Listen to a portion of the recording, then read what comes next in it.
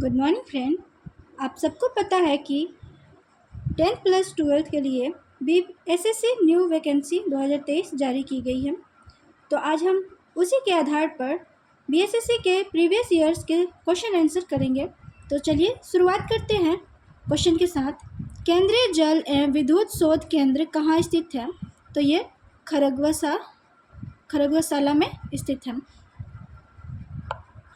इसके बारे में थोड़ा सा डिटेल्स जान लें हम सब। केंद्रीय जल एवं विद्युत शोध केंद्र खरगवासाला में स्थित है।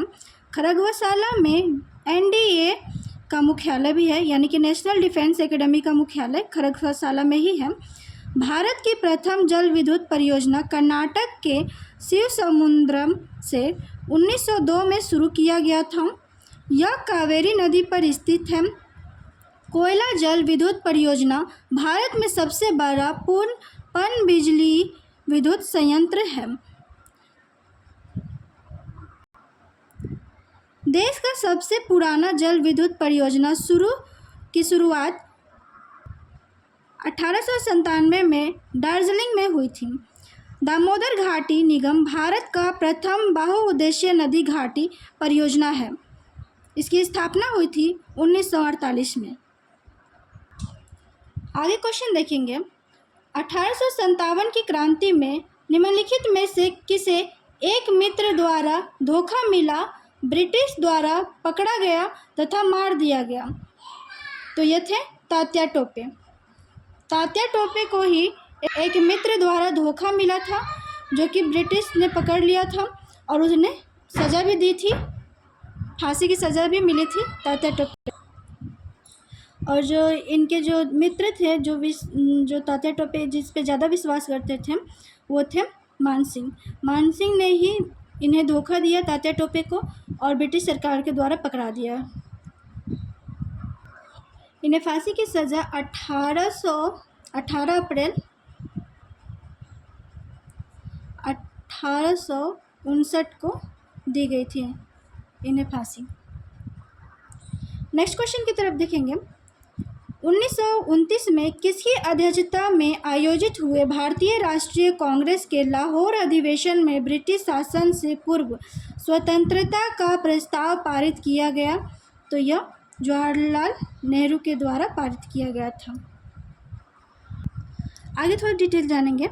जवाहरलाल नेहरू की अध्यक्षता में 1929 में लाहौर अधिवेशन में ब्रिटिश शासन से पूर्व स्वतंत्रता प्रस्तावित पारित किया गया था और 1929 के लाहौर अधिवेशन की अध्यक्षता जवाहरलाल नेहरू ने ही किया था।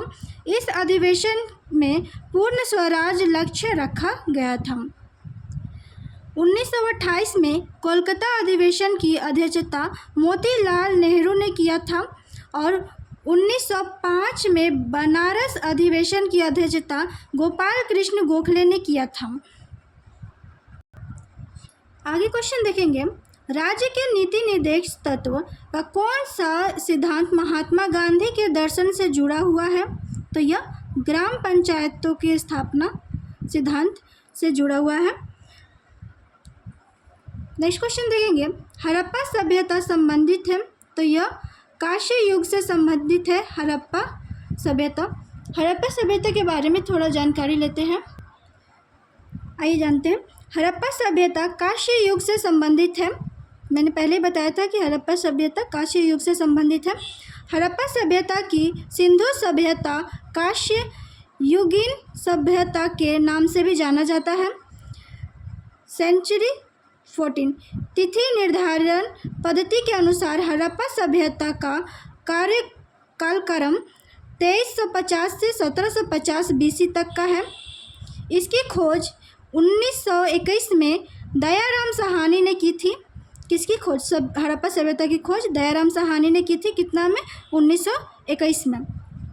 यह वर्तमान में रावी नदी के किनारे पाकिस्तान के मोंटगोमरी जिला में स्थित है।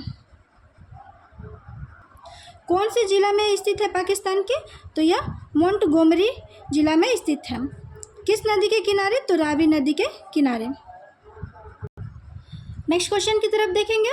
भारत तथा चीन के बीच सीमा बनाने वाली रेखा कौन सी है? तो यह मैकमोहन रेखा है जो भारत तथा चीन के बीच सीमा बनाती है। आइए थोड़ा इसके बारे में भी जानते हैं, थोड़ा जानकारी ले लेते हैं। मैकमोहन रेखा भारत चीन के बीच सीमा बनाने वाली रेखा है, मैंने पहले बताया था। और आगे भी देख लेते हैं कौन कौन सी सीमा रेखा है और किससे संबंधित है। तो यह रेड क्लिफ रेखा भारत और पाकिस्तान से संबंधित है 1957 में। मैकमोहन रेखा भारत और चीन से संबंधित है 1914 में। डूरंड रेखा यह पाकिस्तान और अफ़गानिस्तान से संबंधित है। डूरंड रेखा पाकिस्तान और अफ़गानिस्तान सीमा के बीच का रेखा है। 17वीं समांतर रेखा, तो यह उत्तर वियतनाम तथा दक्षिण वियतनाम से वियतनाम की सीमा रेखा है। आगे देखेंगे 49वीं समांतर रेखा, तो यह यूएसए और कनाडा की सीमा रेखा है, का नाम है हिंडनबर्ग रेखा। यह पोलैंड और जर्मनी की सीमा रेखा है। और मैगिनॉट रेखा जर्मनी और फ्रांस से है। और डोर्निसे रेखा यह है पोलैंड और जर्मनी की सीमा रेखा है। तो ओडरनिस पोलैंड और जर्मनी की सीमा रेखा का नाम है। आगे क्वेश्चन देखते हैं। नीचे दिए गए प्रमुख घटनाओं का सही तिथिक्रम क्या है।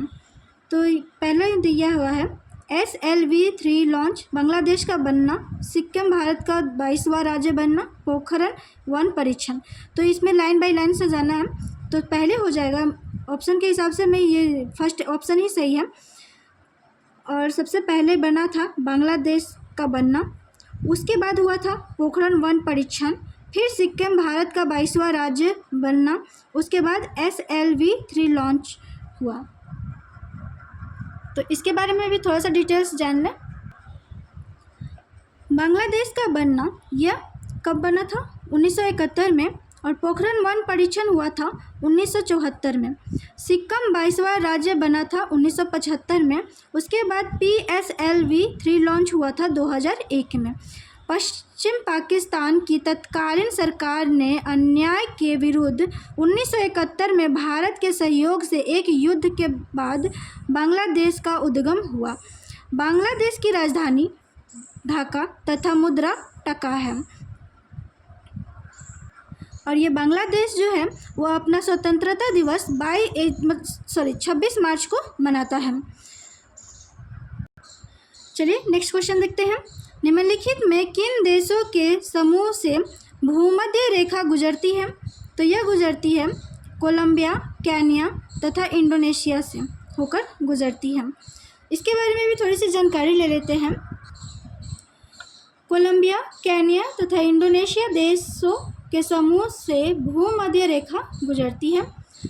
1 डिग्री देशांतर का भूमध्य रेखा दूरी 111.32 किलोमीटर होता है। भूमध्य रेखा विषुवत रेखा पर 21 मार्च तथा 23 सितंबर को दिन रात बराबर होता है। भूमध्य रेखा कुल 13 देशों से होकर गुजरती है, और वो देश हैं एशिया महादेश के Maldives, Indonesia, Kiribati, Sao Tomé और प्रिंसिप। और दक्षिण अमेरिका के देश हैं इक्वाडोर, कोलंबिया एवं ब्राज़ील।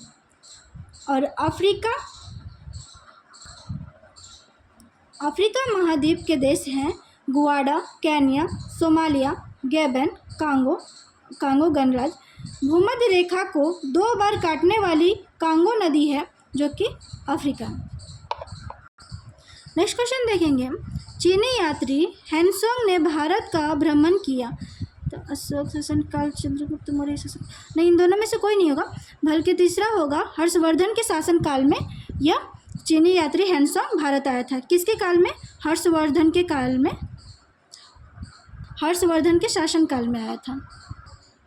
मैं यहाँ पे लिख देती हूँ, हर्षवर्धन के शासनकाल में चीनी यात्री हेनसोंग भारत आया था। आइए थोड़ा डिटेल्स में जानें। चीनी यात्री हेनसोंग हर्षवर्धन के शासनकाल में भारत भ्रमण किया था। चीनी यात्री हेनसोंग 629 AD में भारत यात्रा पर आया था। वे लगभग 15 वर्षों तक भारत में रहा। नालंदा विश्वविद्यालय में बौद्ध धर्म से संबंधित शिक्षा प्राप्त किया। इसका यात्रा वृत्तांत सियुकी में वर्णित है। इसके बारे में आगे देखते हैं। बिंदुसार के दरबार में डायोनिसियस आया था, यानी कि बिंदुसार के दरबार में कौन आया था? जब बिंदुसार का जब शासनकाल चल रहा था तब उसके समय में डायोनिसियस आया था। और चंद्रगुप्त मौर्य के दरबार में मेगास्थनीज आया था। चंद्रगुप्त मौर्य के शासनकाल में मेगास्थनीज आया था। और चंद्रगुप्त द्वितीय के दरबार में फयान आया था, जो 399 से 414 तक का वो सफ़र किया था, मतलब रहा था। आगे क्वेश्चन देखेंगे। संपूर्ण क्रांति का आह्वान किया गया था, तो ये किसने किया था? तो ये जयप्रकाश नारायण के द्वारा किया गया था संपूर्ण क्रांति का आह्वान। और कितना में किया गया था? तो यह 1979 में किया गया था। आइए इसके बारे में थोड़ा डिटेल्स से जानें। जयप्रकाश नारायण ने संपूर्ण क्रांति का आह्वान किया था। पटना के ऐतिहासिक गांधी मैदान में जयप्रकाश नारायण ने संपूर्ण क्रांति का आह्वान किया था 1979 में। इन्होंने 1950 में सर्वोदय योजना भी प्रारंभ किया था। महात्मा गांधी ने चंपारण सत्याग्रह, असहयोग आंदोलन, सविनय अवज्ञा आंदोलन, भारत छोड़ो आंदोलन का आह्वान किया था। जयप्रकाश नारायण ने 1917 के दशक में इंदिरा गांधी को पदच्युत करने के लिए आंदोलन चलाया था। जयप्रकाश नारायण का जन्म बिहार के सिताब दियारा में 11 अक्टूबर 1902 को हुआ था। और इन्हें लोकनायक के नाम से भी जाना जाता है। किसको? जयप्रकाश नारायण को। वर्ष 1999 में मरणोपरांत भारत सरकार ने इन्हें भारत रत्न से सम्मानित भी किया था। कितना में? 1999 में। नेक्स्ट क्वेश्चन देखते हैं। विंग्स ऑफ फायर का लेखक कौन है? तो यह है एपीजे अब्दुल कलाम, इसके लेखक हैं विंग्स ऑफ फायर के। तो चलिए आइए इनके बारे में थोड़ी सी जानकारी लेते हैं। APJ Abdul Kalam wings of fire के लेखक हैं। एपीजे अब्दुल कलाम का अन्य रचना है ignited minds, you are born to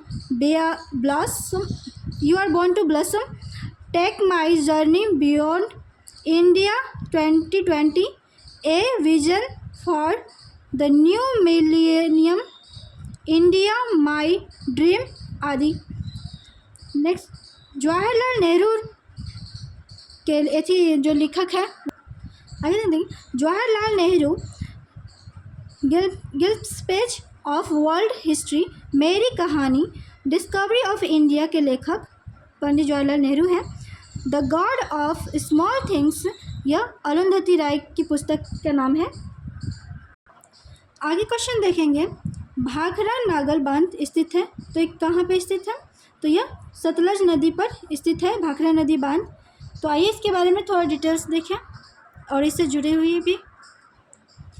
Bhakra Nagal बांध सतलज नदी पर स्थित है। यह भारत का पहला बांध परियोजना है। आगे कुछ नदियों के बारे में भी देखेंगे और उनके बांध भी देखेंगे और परियोजना भी। तो पहला है रावी नदी, और यह जो बांध बना हुआ है रंजीत सागर बांध है। चिनाब नदी, यह दुलहस्ती परियोजना है जो सलाल परियोजना भी कहा जाता है। गंगा नदी फरक्का परियोजना से जुड़ा हुआ है।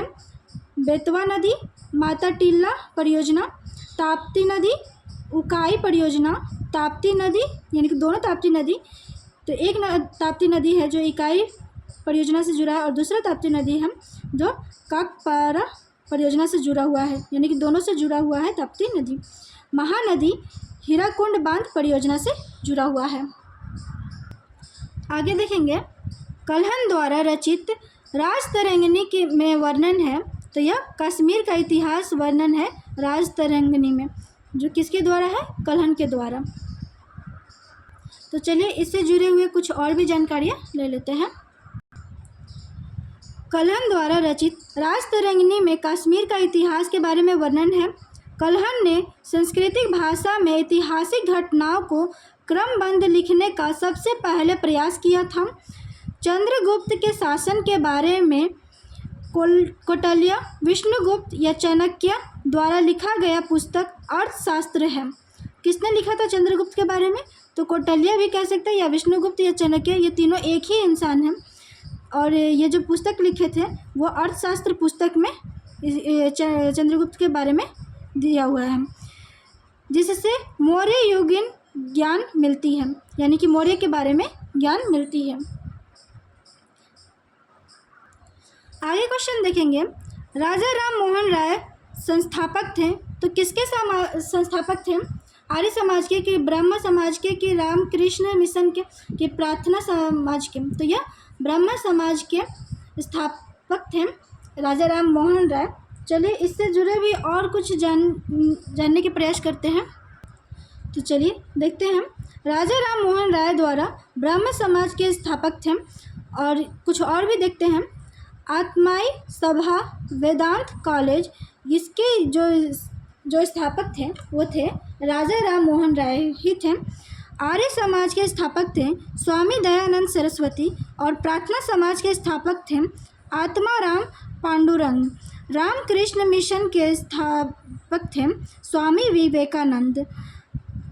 बेलूर मठ स्वामी विवेकानंद के द्वारा ही स्थापित हुआ है बेलूर मठ।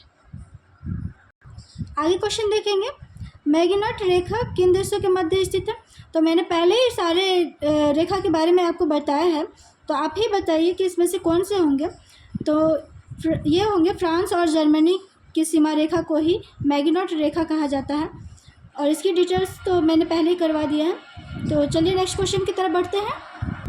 क्वेश्चन है, सतलुज नदी का उद्गम है, तो यह कहाँ का उद्गम है? तो यह चीन से ही उद्गम स्टार्ट होता है इसका, सतलुज नदी का।